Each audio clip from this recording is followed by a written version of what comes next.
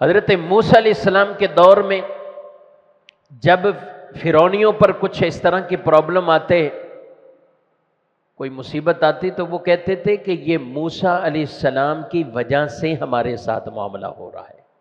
اسے قرآن نے بیان کیا، بدشگونی لیتے تھے کہ یہ موسیٰ علیہ السلام کی وجہ سے ہمارے ساتھ ایسا ہو رہا ہے، اگر یہ نہ ہوتے پھر ہمارے ساتھ یہ مسئلہ نہ ہوتا۔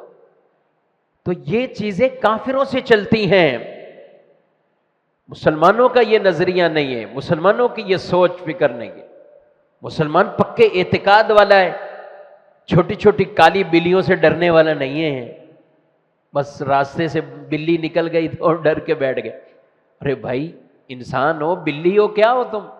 بلی بھی کسی کام جا رہی ہے، تو بھی کسی کام جا رہا ہے، وہ اپنے کام کرے تو اپنے کام کر، تو بیٹھ گیا گھر پہ آگے کہ آج میرے ساتھ یہ معاملہ کہیں نہ ہو جائے۔ تو یہ سب کیا ہے؟ بدشگونی۔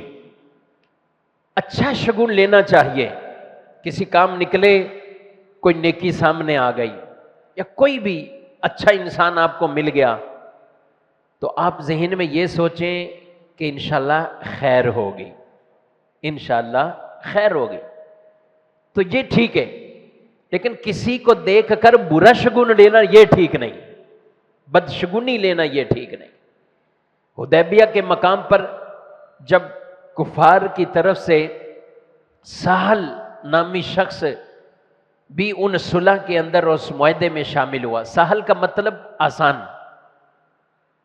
تو نبی کریم علیہ السلام نے فرمایا معاملہ آسان ہو جائے گا، یعنی اس سے لگتا ہے کہ معاملہ آسان ہو جائے گا، اس بندے کا نام اچھا ہے۔ تو کسی کی نام سے یا کسی کی وجہ سے اچھی بات کہنا یہ تو ٹھیک ہے، بری بات کہنا یہ ٹھیک نہیں، برا نظریہ قائم کر لینا یہ ہمارے دین کا یہ حصہ نہیں۔